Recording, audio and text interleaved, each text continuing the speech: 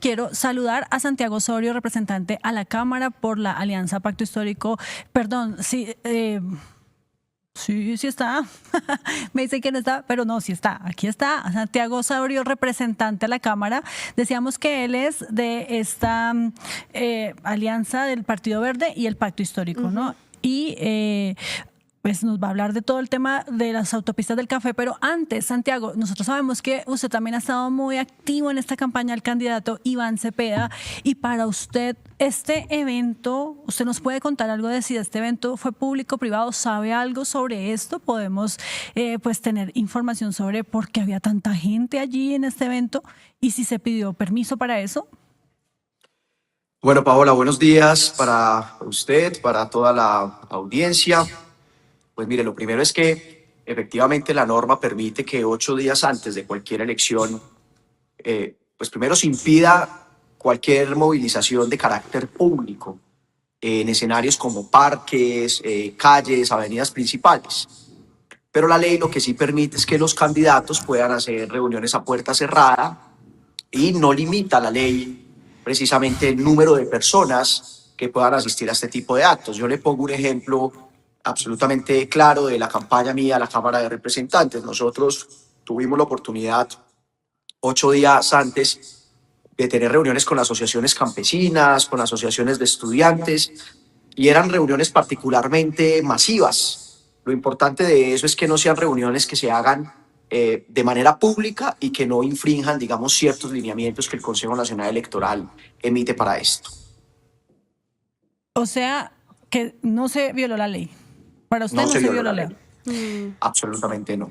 Ok, Santiago, y otra cosa, también entendiendo pues que usted es un congresista muy joven, seguramente también, no, seguramente no, estamos, es un hecho que usted también es muy activo en las redes sociales y en este mundo digital en donde también lo vemos todo el tiempo compartiendo información a través de TikTok, Instagram y demás. ¿Usted qué opina de estas entrevistas con el señor Huescol? ¿Qué es posible que el candidato Iván Cepeda también hable con él y cómo le va a servir o no a Abelardo de la Espriella, pues que Huescol lo entreviste?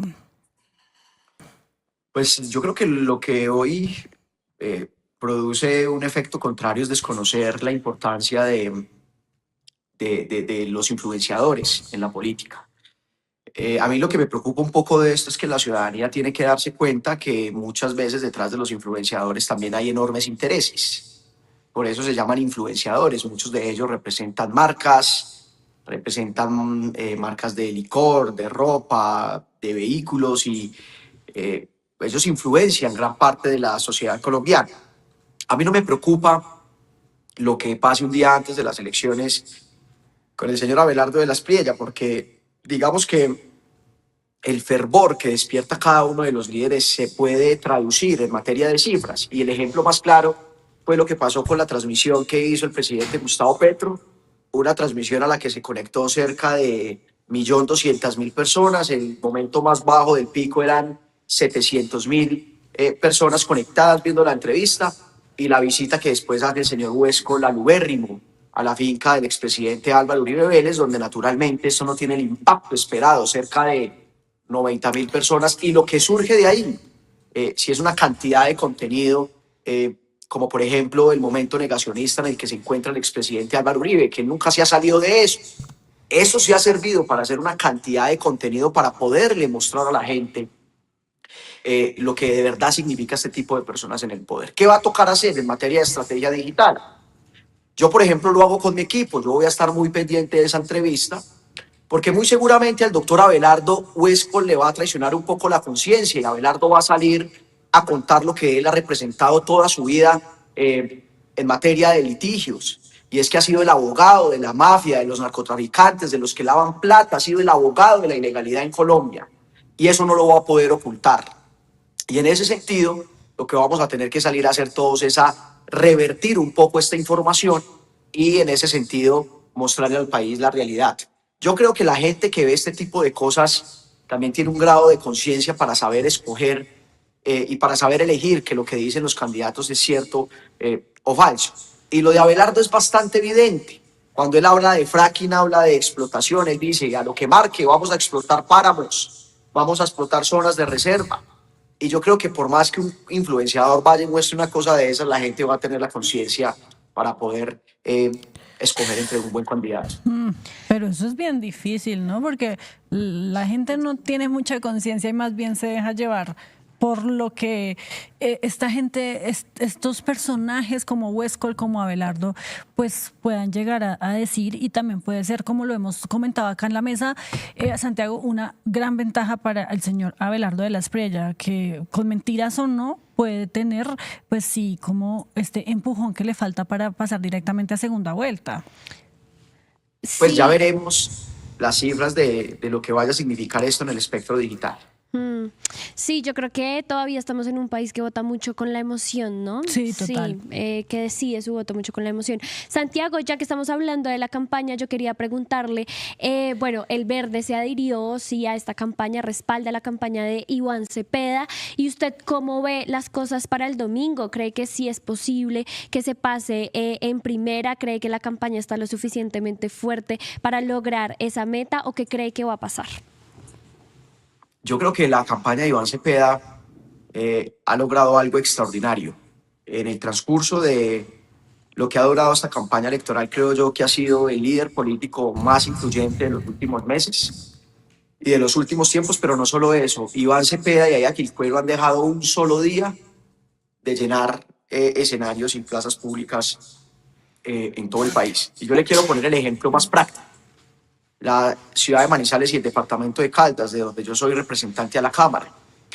Este departamento históricamente ha tenido un fortín electoral bastante uribista. Naturalmente aquí la gente es conservadora, es goda, tiene unos ideales como los que ustedes ya conocen, que promueve la derecha colombiana. Y aquí yo hice dos de los más importantes eventos de esta campaña presidencial. En la Media Torta de Chipre, que es un lugar que para llenarlo se necesitan entre cerca de 12.000 y 16.000 personas, pudimos llenar con la vice Aida Quilpué completamente.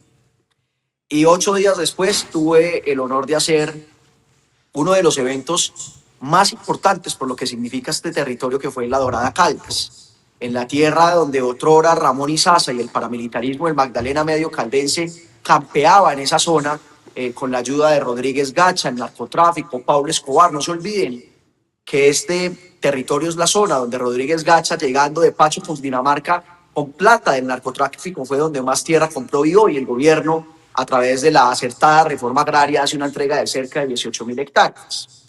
Allá también llenamos, fueron cerca de 12, 15.000 personas a este evento de Iván Cepeda. ¿Y eso a mí qué me demuestra? Que hay un fervor popular que está alejado de la política tradicional, que está alejado del clientelismo, que cree en una postura, pero sobre todo una gente que asiste a estos eventos también motivada por una gestión que ha hecho el presidente Gustavo Petro. Un presidente que se la ha jugado por las regiones, un presidente que se la ha jugado por los pobres, que se la ha jugado por quienes no tienen pensión, por los estudiantes, digamos por ese segmento poblacional que siempre ha estado al margen de la sociedad. Y eso es lo que a mí me da confianza de lo que va a salir precisamente a respaldar a Iván Cepeda el próximo domingo. A mí no me queda la menor duda de que nosotros vamos a ganar en primera vuelta. Mucha gente se asusta porque ve al señor Abelardo creciendo, pero nadie ha hecho este análisis. Abelardo está creciendo, es hacia el segmento de Paloma Valencia, es decir, él está quitando electorado y adepto a Paloma Valencia y lo está transfiriendo a su campaña. Pero no se ha visto que haya un crecimiento de Abelardo de las Espriella al centro. Yo no creo que el centro en este país le vaya a apostar a semejante desastre de votar por un abogado que se ha quedado con la plata de los zampones. Imagínense en el nivel de AMPA que tiene que tener uno para engañar a un tipo como David Murcia Guzmán, para recibirle plata a un señor como Alex Saab, y todo lo que se ha documentado en el país respecto al abogado de la mafia Abelardo de la Espriella. Entonces, en ese sentido, yo creo que vamos a tener todo el apoyo este domingo, y yo les puedo asegurar que en el eje cafetero este no va a ser un detalle menor. Si cambia el eje cafetero Antioquia, cambia Colombia, lo dijimos mucho en la primera campaña, y seguramente vamos a ganar en primera vuelta. Claro, Santiago, pero ya que usted habla del centro, que ese centro, digamos, no es el que se está adhiriendo a Abelardo de la Espriella y él no está creciendo hacia allá, sino que le está desarrebatando los votos, o por lo menos la intención de voto a Paloma. Yo sí quisiera saber, pues, cómo ven ustedes o cuál es la estrategia para conquistar también ustedes el centro, porque tampoco se está uniendo al candidato Iván Cepeda, o por lo menos no todo el centro, y pues también podría eso representar un riesgo para la campaña del candidato Cepeda, el hecho de que todavía no se haya conquistado completamente ese sector de la política. Ante una eventual segunda vuelta, yo creo que vamos a tener dos escenarios. Lo primero, un escenario enfocado en propuestas. Una persona que es de centro, que naturalmente tiene una conciencia de país tibia, lo que sea que se quiera interpretar respecto a esto, va a tener que elegir entre dos modelos de país. Un modelo que prioriza la protección de los recursos naturales, que entiende el campesinado como sujeto de derechos, que quiere seguir aumentando los cupos de la universidad pública para el ingreso de los estudiantes, una propuesta o un modelo que naturalmente entiende que la presidencia es para trabajar no en defensa de los sectores económicos ni haciendo respetar negocios, como lo vamos a hablar ahorita sobre el caso de las autopistas del café, y un modelo completamente arrasador, que ya tiene ejemplos lamentables en toda América Latina, el caso del señor Javier Milei en Argentina, que ya ustedes ven las condiciones en las que la gente les está tocando vivir en este momento por la alta inflación que el señor de manera populista un día prometió corregir. Lo que está pasando en Estados Unidos y las malas decisiones que hoy nos tienen pagando barril a $134 y que ha aumentado el costo logístico en el país y en todo el mundo. Pero no solo eso, es una política que en esencia radica de un profundo odio por la vida. Habla de fracking, habla de fortalecer las Fuerzas Armadas, pero no desde aumentarle el salario a la fuerza pública, sino desde el combate en territorio, peleando guerra con los hijos de los pobres. Y yo creo que ante ese escenario una persona de centro va a tener muy fácil su decisión. Y esa decisión es que Iván Cepeda sea el próximo presidente de Colombia. Y lo segundo es que ante una eventual segunda vuelta, como lo manifestaba al principio de esta respuesta, yo creo que ahí sí va a ser importante asistir a un debate. Y en un debate va a ser muy fácil ganarle a un señor tan obtuso, tan ignorante, tan mediocre como el señor Abelardo de la Espriella. Lo ha demostrado en múltiples escenarios que no sabe, por ejemplo, cómo funciona el Estado colombiano, no sabe cómo funciona en materia financiera un gobierno, no sabe cómo funciona un ministerio. Y en ese sentido yo creo que ahí va a haber una disputa importante que le va a dar a Iván Cepeda una importante ventaja. Pero no nos vayamos tan lejos, vamos a ganar en primera vuelta. Bueno, justamente aquí nos están comentando mucho en nuestro chat de YouTube sobre esto y hay quienes le están respondiendo al representante Santiago Osorio que sí, que Manizales está con Cepeda y que el eje cafetero también va a apoyar esta candidatura de la izquierda. Bueno, antes de preguntar justamente sobre lo que está pasando en el eje cafetero y este proyecto de las autopistas del café, Mariana, recordémosle a todos nuestras redes sociales. Sí, bueno, pues conéctense, además de conectarse, nos pueden ayudar compartiendo esta transmisión, dándole like y siguiéndonos en nuestras redes sociales donde aparecemos como El Tercer Canal. Estamos en YouTube, en Instagram, en X, en Threads, en TikTok y también les va a aparecer nuestra línea Nequi en pantalla para que nos puedan donar y hacer posible el periodismo independiente. Bueno, volvamos al eje cafetero, Santiago, porque es el tema que pues nos compete en este momento y por eso lo hemos llamado, porque ayer se conoció la noticia, el presidente Gustavo Petro y también la ministra de Transporte, María Fernanda Rojas, han confirmado pues que no se va a renovar o a más bien entregar un nuevo contrato, el de la IP Conexión Centro, para pues seguir concesionando estas autopistas del café que llevan 30 años en manos de una empresa y por supuesto pues cobrando peajes a la gente allí en esta región. Expliquemos qué fue lo que pasó, qué fue lo que se decidió.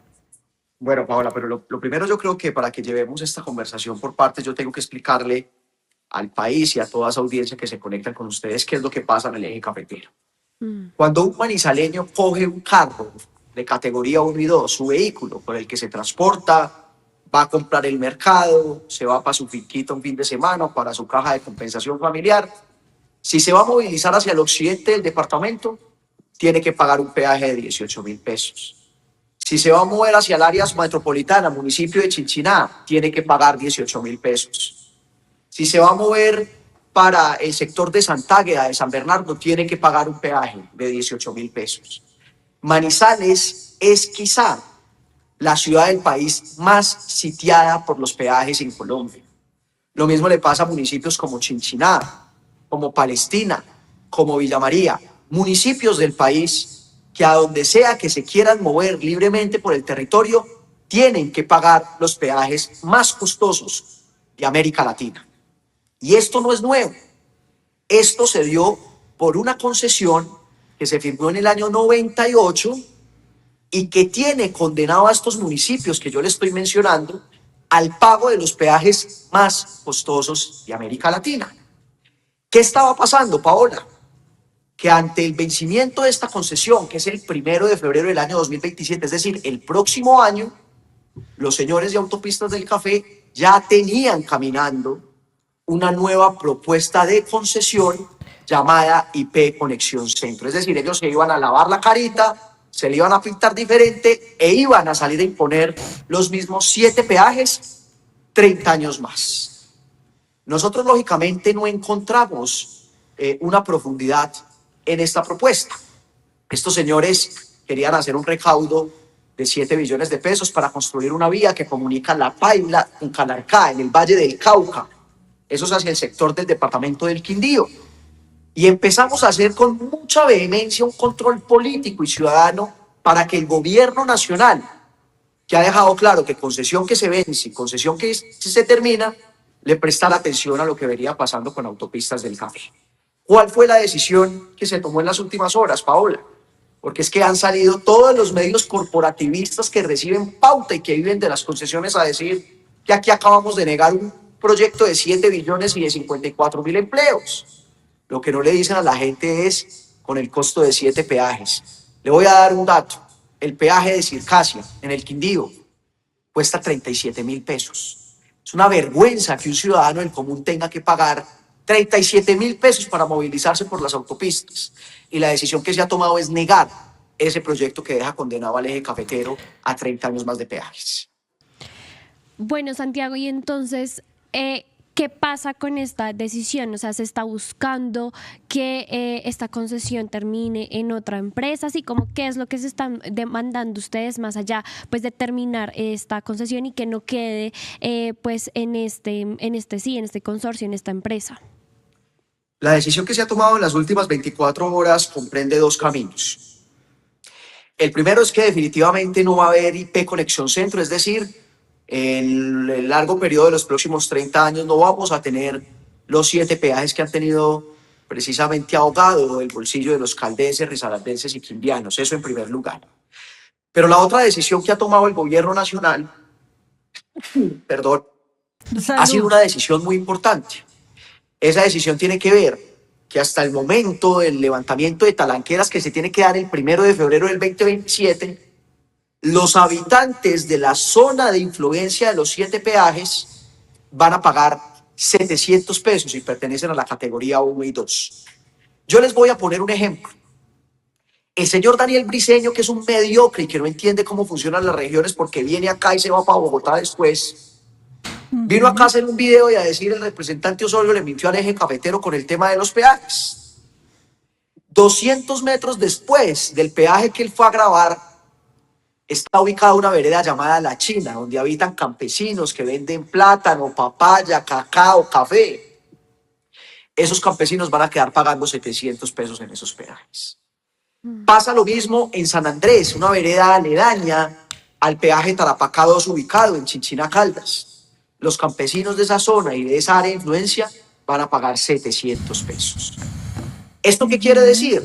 Que no solo logramos la negación de la IP Conexión Centro que nos tenía preocupados, porque no queremos pagar 30 años más de peajes, además porque ahorita les quiero contar que incluía esta propuesta de manera desequilibrada para el departamento, sino que logramos que para las personas del área de influencia, mientras se levantan talanqueras, se paga un promedio de 700 pesos para categoría 1 y 2. Para categoría 3, que son las personas que tienen su furgón, que mueven trasteos, que tienen acarreos, el camioncito de leche, pagan el 30% del precio del peaje.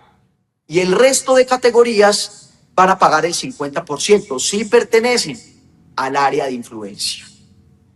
Sí, pero ahí me surgen varias preguntas, Santiago, porque entonces, ¿qué decir sobre esto que incluso ha dicho Odinsa, que es la empresa pues que en este momento maneja esta concesión, la de las autopistas del café, y es que pues no han tenido una reunión, una conversación con la ANI ni con nadie del gobierno para establecer esas tarifas diferenciales, por un lado, y por el otro, pues no se supone que hay un contrato pues, que ya está vigente y se vence el otro año, justamente en donde pues se establece que pues las tarifas de los peajes deben ser las que el concesionario pues ponga, o cómo es esto, cómo se logró que se bajaran las tarifas para las personas que viven en estas regiones, cómo se logró, con quién se negoció para que eso pasara y bueno, a partir de cuándo. Bueno, lo primero, Paola, es que para tomar una acción en este sentido, el gobierno no tiene que hablar con el concesionario. Esto basta simplemente con una notificación que, según la Agencia Nacional de Infraestructura, se hizo el día de ayer a través de un correo certificado. Ya le informaron a los señores de Autopistas del Café que efectivamente IP Conexión Centro no va. Lo segundo, es falso que estos señores de Autopistas del Café no hayan sido invitados a las mesas de diálogo con las comunidades del departamento de Caldas y del eje cafetero que están en contra de los peajes. Estos señores fueron invitados a todas las mesas de conversación, que fueron más de 5, lideradas por el gobierno nacional, y no asistieron siquiera a una sola. Pero respectivo al tema de las tarifas, esto tiene una respuesta clara, y es que quien asume el diferencial entre los 700 y los 17.000 que paga un carro en primera categoría va a ser un excedente de la Agencia Nacional de Infraestructura, que normalmente se utiliza para tapar huecos en la zona donde la concesión no quiere responder. Le pongo un ejemplo. Aquí nosotros tenemos un puente a menos de 10 kilómetros de donde yo tengo mi lugar de residencia en Manizales. Ese puente hace parte de los 188 kilómetros de la concesión Autopistas del Café. Y por un litigio judicial, los señores de la autopista dejaron eso ahí casi a caerse y redujeron el tránsito de la zona a un solo carril.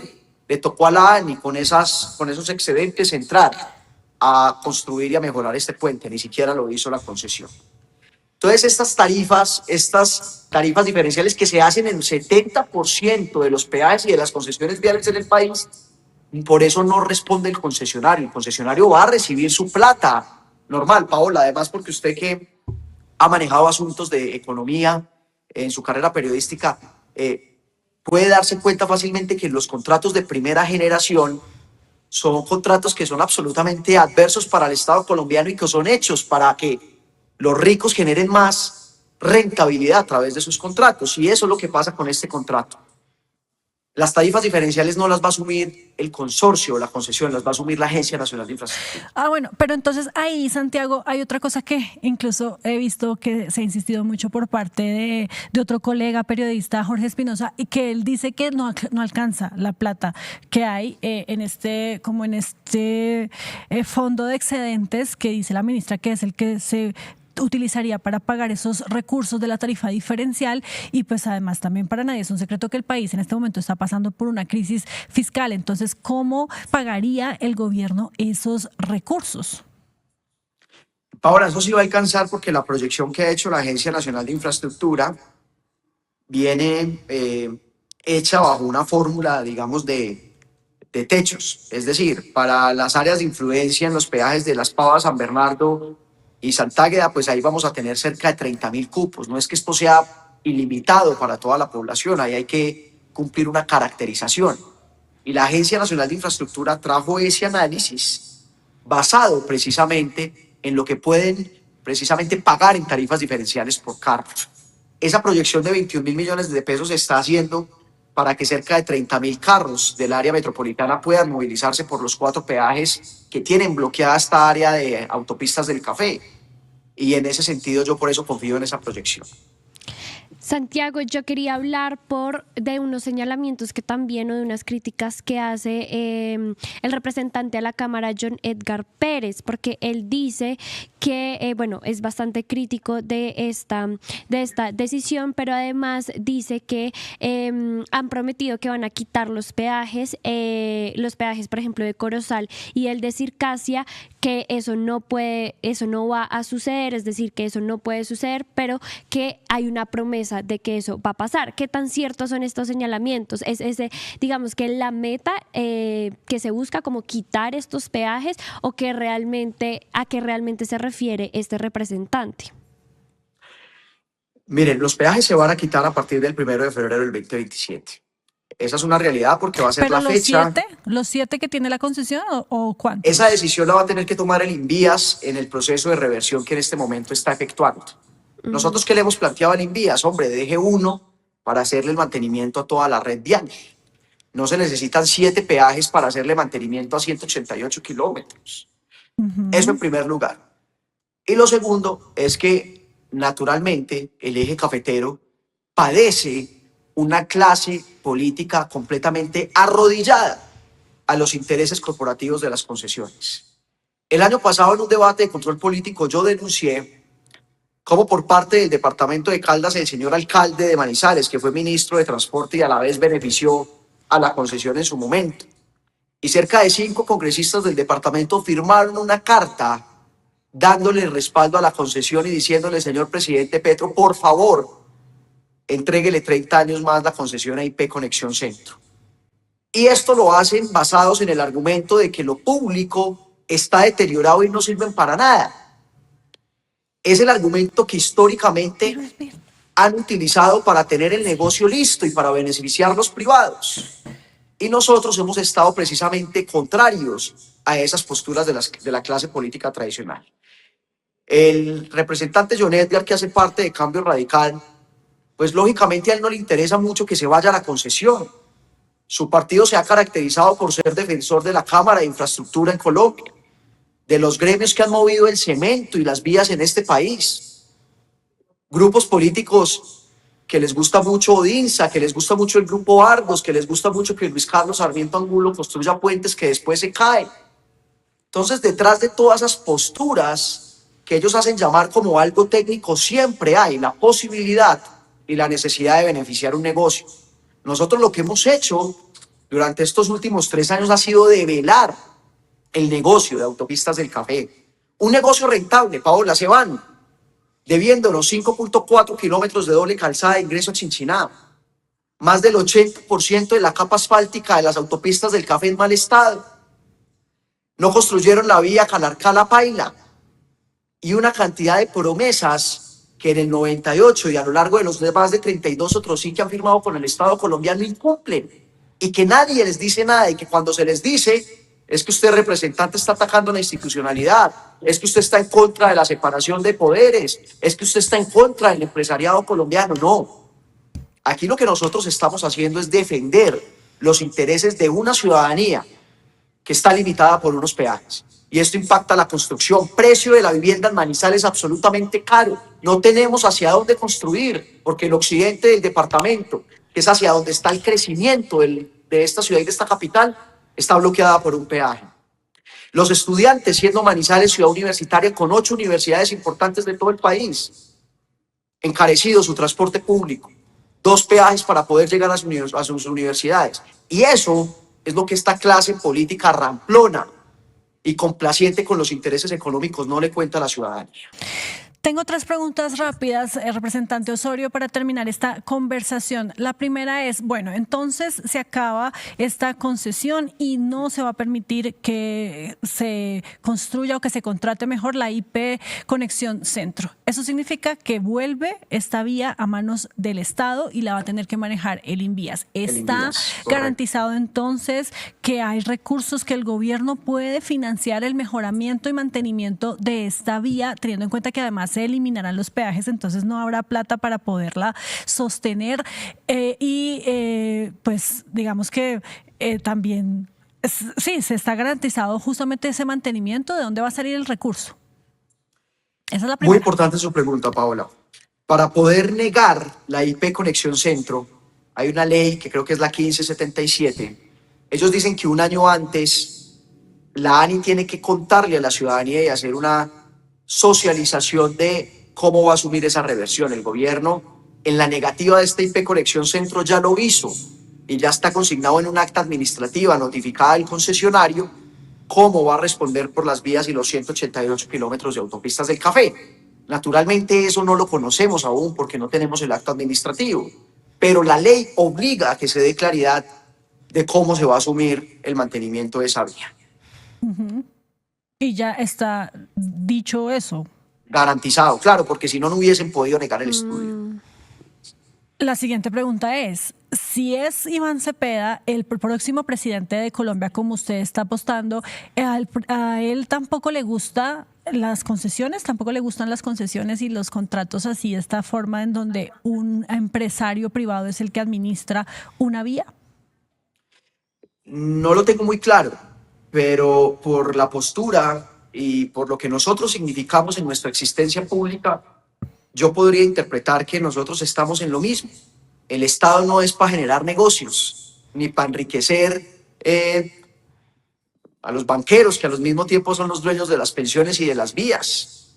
Nosotros lo que queremos es una vía en buen estado, que si se tiene que cobrar algún peaje, se cobre para hacer un mantenimiento y que sea correspondiente precisamente al estado de la vía, y que las comunidades no estén limitadas por cuenta de un peaje que los tiene bloqueados. Claro, el tema es que si no hay inversión, porque es que también hay mucha gente que piensa que pues es un regalo para el privado, pero hay que tener en cuenta que es una inversión que se hace, y si no hay inversión, pues no hay desarrollo, ¿no? No hay tampoco Claro, lo que pasa es que competitividad. yo te quiero explicar algo, Pau, eso es muy importante. Aquí no es que estemos en contra del desarrollo y de la inversión, es que a la autopista, saliendo desde Manizales hasta el Quindío, ya no hay que hacerle nada. Pero se va a desgastar. Se va a desgastar, se va a necesitar la plata de un mantenimiento. Y hay una parte Naturalmente que le faltan dobles vías, calzadas también, y esas no se van a poder hacer porque ¿con qué plata?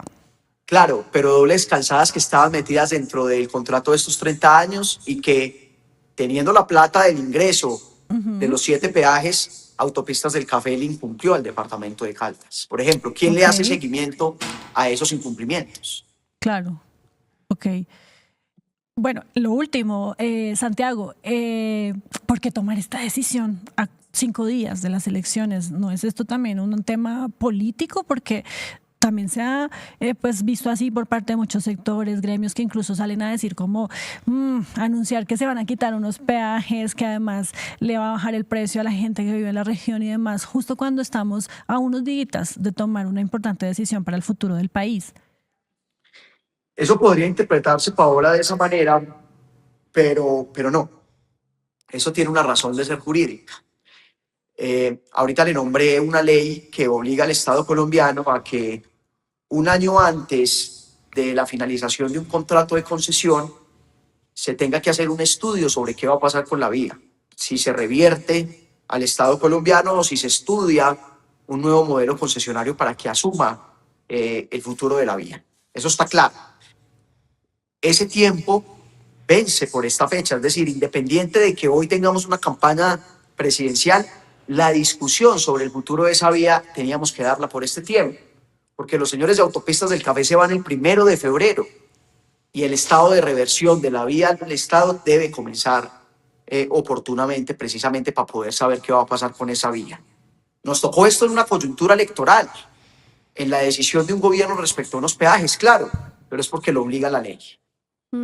Yo quisiera preguntar ya para ir cerrando este tema, Santiago, ¿esta decisión se puede reversar? ¿Puede pasar algo con esta decisión que se tomó? Porque estoy viendo que en las últimas horas la Procuraduría pidió explicaciones al gobierno por la terminación pues, de esta concesión y pidió también verificar pues, todo, que se esté cumpliendo con todos los requisitos y estándares de la ley para esta terminación. ¿Podría pasar algo que reverse esta decisión que se tomó?